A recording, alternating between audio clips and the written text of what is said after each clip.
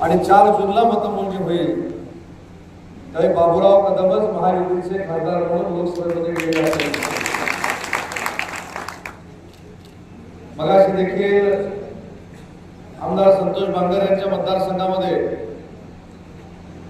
गोपीचंद पडळकर साहेबांच्या सभेला मी उपस्थित होतो. आता देखील गोपीचंद पडळकर या ठिकाणी उपस्थित राहणार आहे. महाराष्ट्र राज्यामध्ये असलेल्या सर्व जाती धर्मांना जातीच्या घटकांना बरोबर घेऊन विकास कामं करणं हेच ब्रीद डोळ्यासमोर ठेवून हाच संकल्प करून राज्यातील महायुतीचं सरकार आदरणीय एकनाथ शिंदे देवेंद्रजी आणि हरिदासांच्या नेतृत्वाखाली काम करते. आपल्या समोरचे उमेदवार काय आहेत, कशासाठी उभे राहिलेले आहेत, ते किती नंबरला जातील, मला वाटतं त्यांचा 4 हा आकाश आहे. काय म्हणते 4 नंबरला असतात. या लोकसभेच्या निवडणुकीमध्ये देखील ते 4 नंबरला आपण ठेवाल ही देखील या सभेच्या निमित्तानं मी आशा बाळगतो. लोकसभेची निवडणूक म्हणजे लोकशाहीचा उत्सव आहे आणि या लोकशाहीच्या उत्सवामध्ये सर्वसामान्य कुटुंबातला एक जर खासदार होणार असेल तर त्याच्या मागे म्हणजे बाबूरावच्या मागे आपण ठामपणाने उभं राहिलं. गेली 2-3 वर्ष मी बाबूराव कदमाला अतिशय जवळून ओळखतो. स्वतःच्या जिल्ह्यातला विकास, स्वतःच्या मतदारसंघातला विकास आणि स्वतःच्यावर प्रेम करणाऱ्या लोकांचा विकास, नागरिकांचा विकास हेच ध्येय डोळ्यासमोर ठेवून बाबूराव आजपर्यंत काम करत आहेत. मानेसाहेब, राजकारणामध्ये स्वतंत्र आपण जवळून बघितलेली आहे. आमच्या सगळ्यांपेक्षा आपण ज्येष्ठ आहात, परंतु तुमच्या मनाचा मोठेपणा आहे की राजकारणामध्ये जे काही स्थित्यंतर होतात, जे काही आदेश होतात ते शिरसावंत मानून आपण भविष्यामध्ये वाटचाल केली आणि आमच्यासारख्या सगळ्यांनाच आशीर्वाद देण्याचं काम हे माजी खासदार म्हणून आपल्याकडनं होतंय. हे आमच्या सगळ्यांसाठी मोठं हवं आहे. याचं कारण सांगतो की प्रत्येक कार्यकर्ता निवडणुकीसाठी इच्छुक असतो. त्याची इच्छा असते की माझ्या नेत्यानं आमदार व्हावं, माझ्या नेत्यानं खासदार व्हावं. आणि जो नेता आमदार होणार असतो, जो नेता खासदार होणार असतो, तो तिकिटासाठी इच्छुक असतो. पण तिकीट मिळाल्यानंतर सगळ्यांना बरोबर घेऊन काम करणं आणि तिकीट न मिळाल्यानंतर सगळ्यांची नाराजी दूर करून महायुतीचं काम करणं ही खरोखरच कार्याची कसरत आहे. आणि तुम्ही सगळी लोक हे करताय त्याबद्दल मला आपल्या सगळ्यांना मनापासून धन्यवाद दिले पाहिजे, आपल्या सगळ्यांचा आभार मानले पाहिजे. केंद्र सरकारने केलेलं काम या ठिकाणी माझे खासदार साहेबांनी सांगितलं. विमानतळ किती झाली, रेल्वेचं इलेक्ट्रिफिकेशन किती झालं, किती रेल्वे चांगली झाली. आता तर संकल्प असा आहे की माझा बांधव आणि भगिनी रेल्वेमध्ये प्रवास करेल, ती रेल्वे स्टेशनला ज्यावेळी जाईल त्यावेळी ते रेल्वे स्टेशन देखील एअरपोर्ट सारखं असलं पाहिजे, इतकं चांगलं असलं पाहिजे अशी भूमिका घेऊन केंद्र शासनानं गेली मागची 2 वर्ष काम केलं. आज मुंबईतली रेल्वे स्टेशन असतील, आमच्या कोकणातली रेल्वे स्टेशन असतील, विदर्भातली असतील, खानदेशमधली असतील, उत्तर महाराष्ट्रामध्ये असतील, ही सगळी विमानतळासारखी करण्याचं काम मोदी सरकारच्या माध्यमातून होतंय. आणि म्हणून जे विमानात बसणाऱ्याला मान सन्मान आहे त्याच शेतकऱ्याला रेल्वेमध्ये बसताना देखील मान सन्मान असला पाहिजे. यासाठी ही भूमिका केंद्र सरकारने घेतली, राज्य सरकारने त्याचं समर्थन केलं. काही लोक सकाळी उठल्यापासून आपल्या महायुतीवर टीका करतात, पण ज्याला स्वतःचा आत्मविश्वास नाही,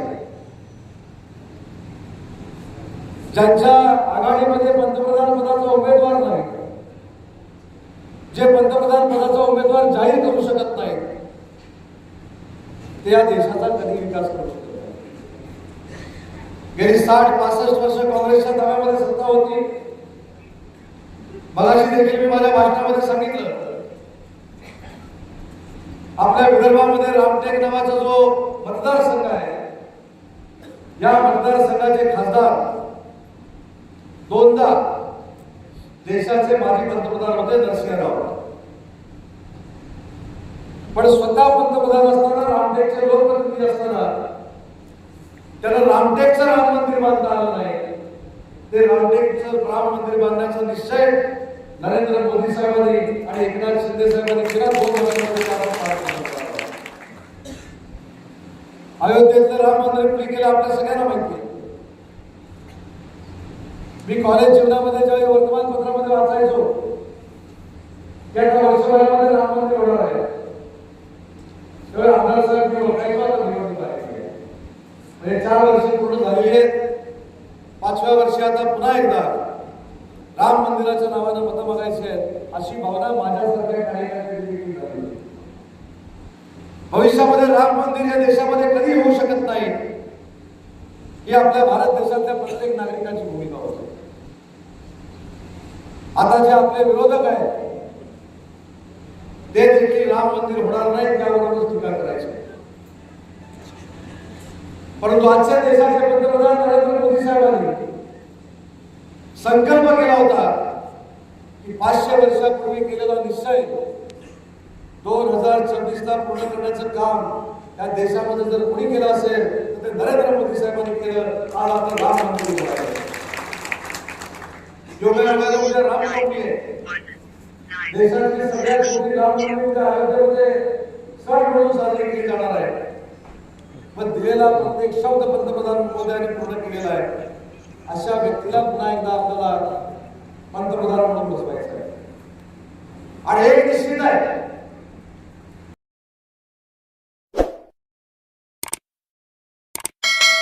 अयोध्येमध्ये सण म्हणून साजरी केली जाणार आहे.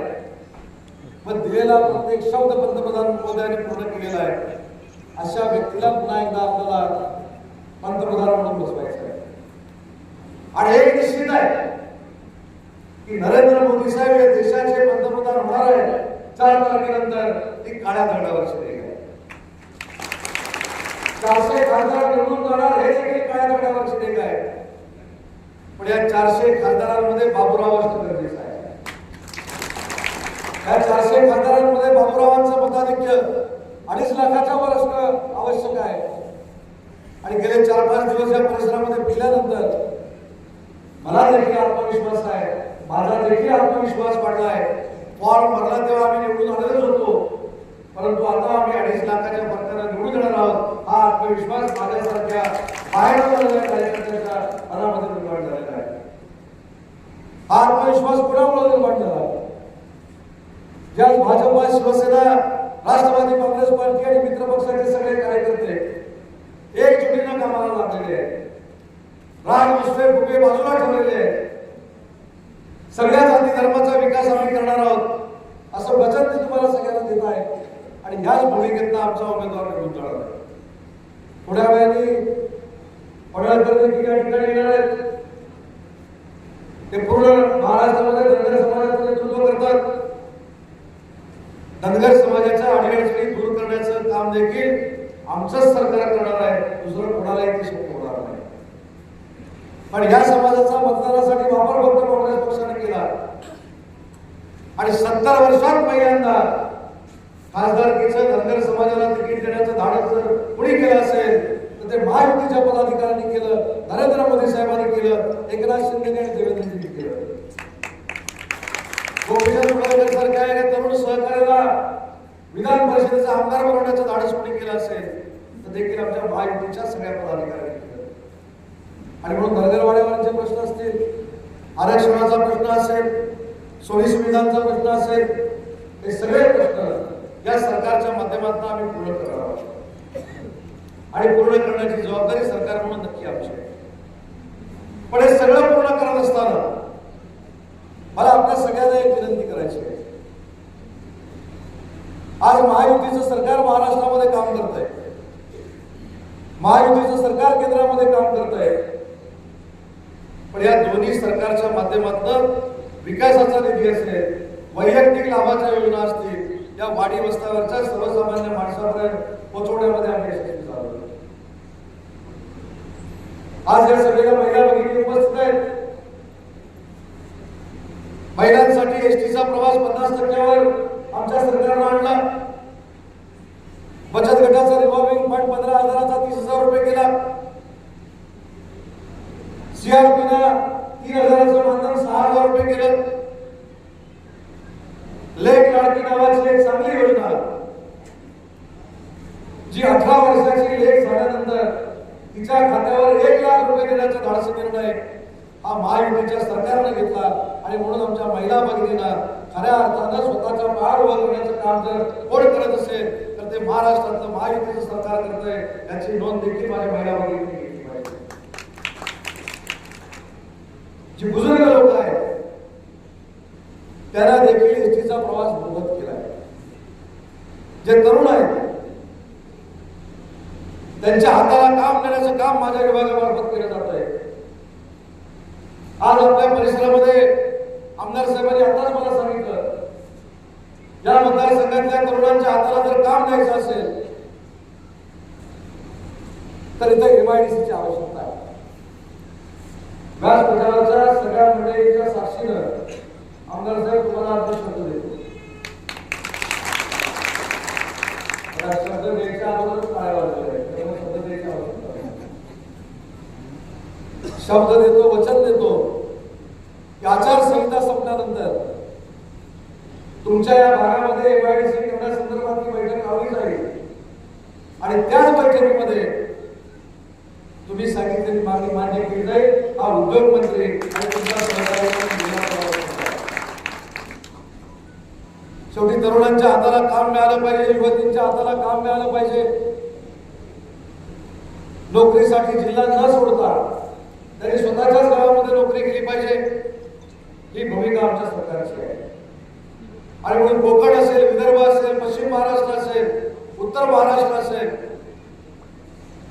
या सगळीकडे औद्योगिक समान विकास झाला पाहिजे, ही भूमिका आमच्या सगळ्यांची आहे. आणि म्हणून गडचिरोली सारख्या जिल्ह्यामध्ये देखील औद्योगिक क्रांती करण्याचा निर्णय सरकारने घेतला. आपल्या अनेकांना माहिती आहे की गडचिरोली जिल्ह्याचा उल्लेख ज्यावेळी केला जातो तरी तो जिल्हा नक्षलवादी जिल्हा असा म्हटला जातो. पण एकनाथ शिंदे साहेबांच्या, देवेंद्रजींच्या, अजितदादांच्या नेतृत्वावर विश्वास ठेवत आज गडचिरोलीमध्ये देखील 1 लाख कोटी रुपयाची गुंतवणूक होते. उद्योजक त्या ठिकाणी आपले उद्योग निर्माण करतायत. आणि आज ठामपणाने सांगतो, पुढच्या वर्षी आमदार साहेब तुम्ही ज्यावेळी या तारखेला भेटाल त्यावेळी गडचिरोली जिल्ह्याच्या समोरचा नक्षलवादी शब्द काढलेला असेल आणि उद्योग नगरी गडचिरोली जिल्हा असं गडचिरोली झालेलं आहे. आणि मला सगळ्या गोष्टीमध्ये सकारात्मक काम करण्याचं काम हे आपलं महायुतीचं सरकार करत आहे. आणि जे सरकार सर्वसामान्यांसाठी काम करत आहे त्या सर्वसामान्यांमधला एक माणूस बाबूराव कदमांच्या रूपाने आज लोकसभेची निवडणूक लढवतोय. लोकसभेचा उमेदवार म्हणून प्रत्येकाला ते स्वतःच्या घरातले वाटत असते. आणि काही लोक टीका टिप्पणी करतायत, काही लोक महायुतीवर टीका करतायत, काही लोक उमेदवारावर टीका करतायत. पण मी खात्रीलायक सांगतो की जे टीका करतायत त्यांना 4 जूनला बाबूराव कदम 40 गुंठ्याची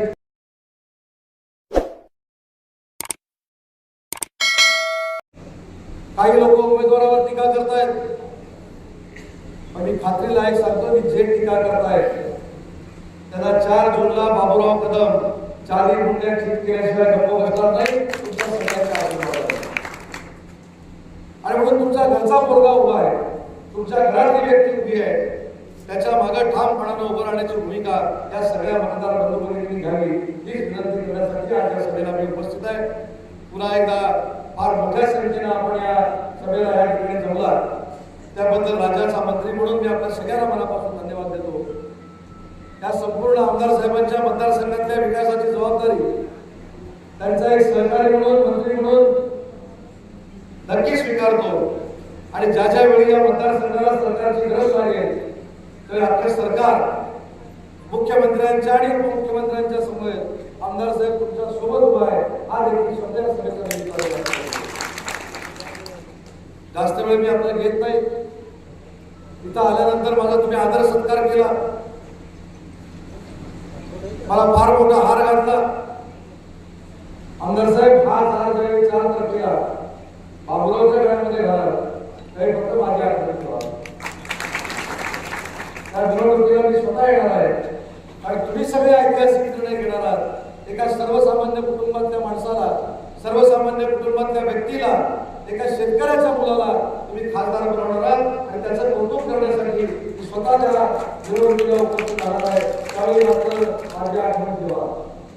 आता MIDC जाहीर केली, तुमची वकिली स्वीकारली, ती पण मोफत स्वीकारली.